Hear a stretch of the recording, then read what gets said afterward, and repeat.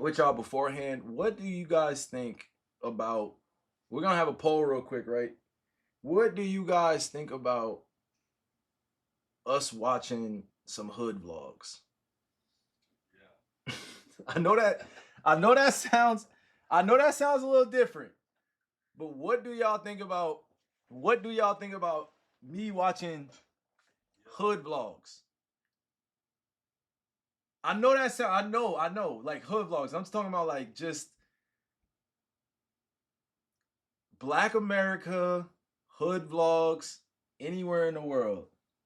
Right? It could be in London, it can be from Brixton, it could be from Louisiana, it could be from the east side Atlanta, it could be from different zones, it could be from Cleveland, it could be in Texas, Dallas, Houston, it could be from Cali. I want to say this, right? Because I feel like I'm missing out on just there are certain things y'all got to see that make not just me who I am, but just make the culture what they are. Now, again, you may see some crazy shit in there. I'm not gonna lie to you, but the reason why I want to watch it from my vantage point is I want to be able to enjoy being able to be part of the generation that makes this change. You know what I mean? Because the trench stories, the trench baby stories, the hood stories, they shape a lot of culture, man. They shape a lot of people's behaviors. And if you know like what that's like and growing up in it, it comes with a lot.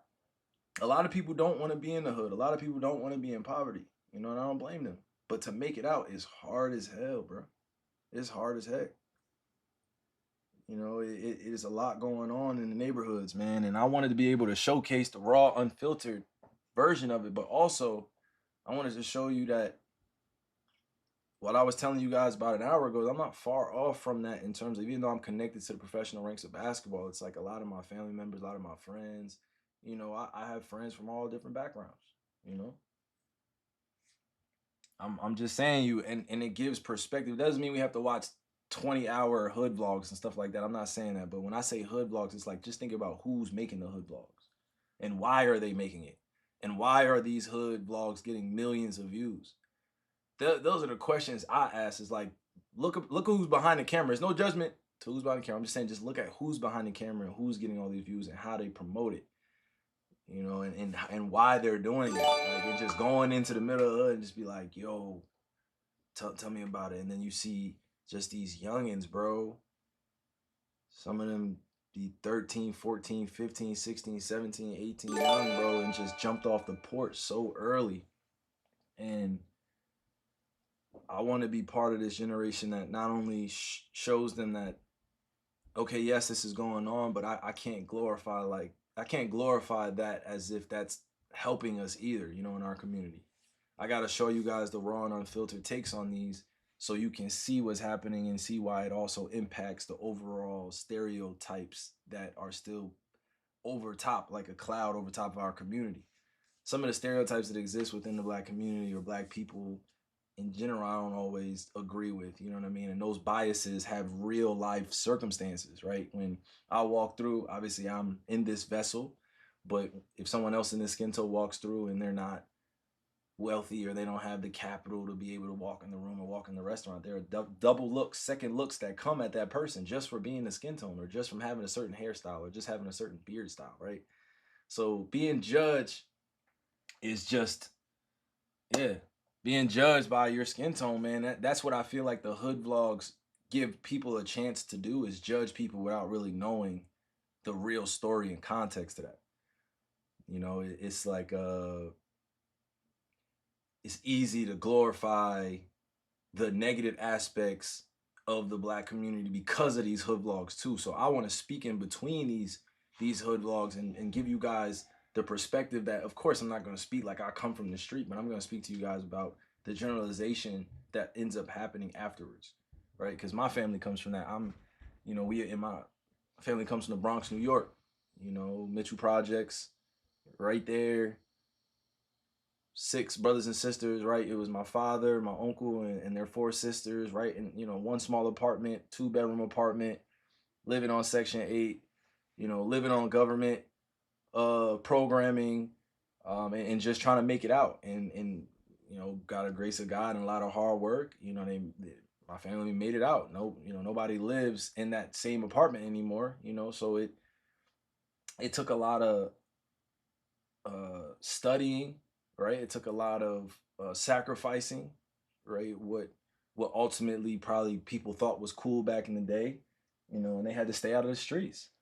So my goal is to show it to you guys and just, again, I'm not here to promote it, but I'm here to say this is the raw and unfiltered. But these are a lot of our young soldiers and a lot of our impressionable minds that get caught up in the streets, and some of them want to be in the streets, and I can't change that. And again, I'm not anyone to judge, but at the same time, I feel like I wouldn't be doing my job as a brother, as an older brother, and not adding my 2 cents into it and saying like, man, it's easy to just say, man, why are they gangbanging? Why are they doing that? Why they doing this? Why are they doing that? It's easy to say that from the outside looking in, but if you only knew what goes on in the hood and some of the politics and some of the oppressive states, or some the oppressive systems and the over policing and the police brutality and things that attribute all the surveillance, the cameras, all that stuff that's going on in these hoods, it doesn't get talked about in mainstream. It just only gets generalized in stereotypes. Look, black people always killing each other. Look, black people always killing each other. It's just like that side of it is, I just think it can, yeah.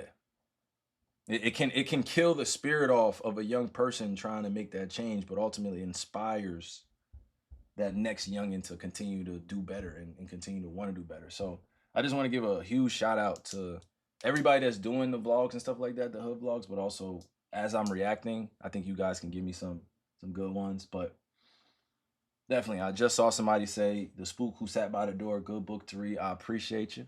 Thank you. The Spook Who Sat by the Door and The Art of War.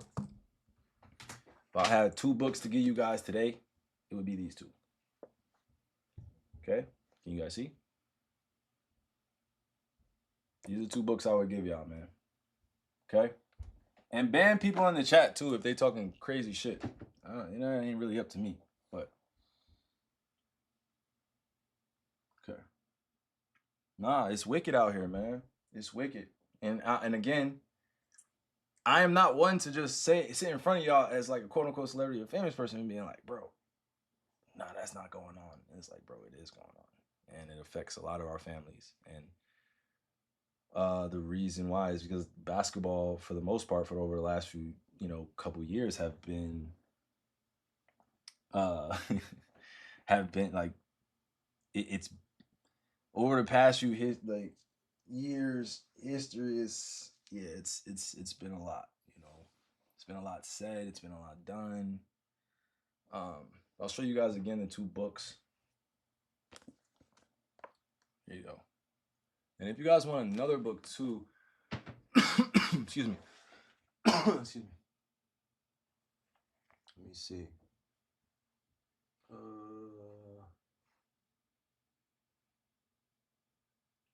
Okay, let me see.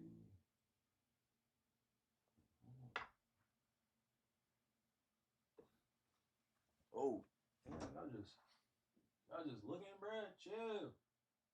Let me see, y'all. Hold on.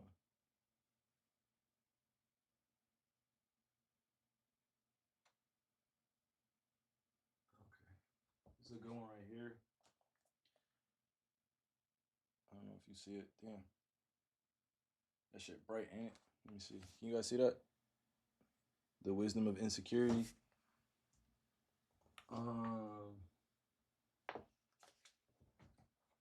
Right here. I've showed you guys this a few times too. But right here. It's a great book. For all my readers out there, bro. Real talk. Reading is a superpower. They don't tell you that. Reading is definitely a superpower. If you learn how to read and critically think, that's the difference with the generation now too. Having them critically think and read. Everybody want to listen to an audio book or something like that, but reading is a superpower, you guys. Appreciate you, man. Are you ready, Trav?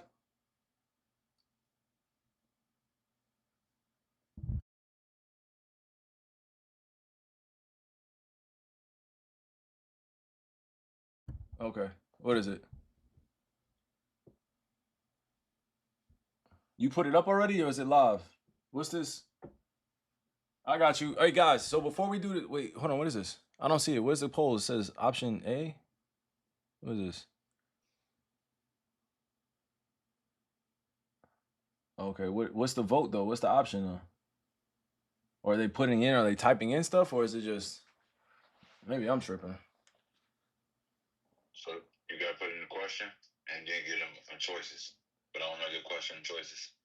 Oh, okay. Let me see. Yeah, you can type No, on the it's next screen. on the next screen. Oh, okay. Right here. Yeah. Wait, where do I watch? Okay, go ahead. My bad, y'all. Let me go to this poll. Okay.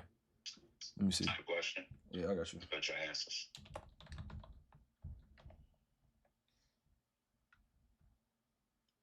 Let me see.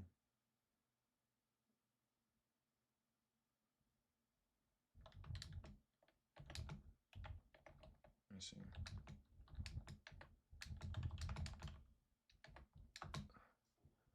Let me see, y'all. So yeah, just correct that for me.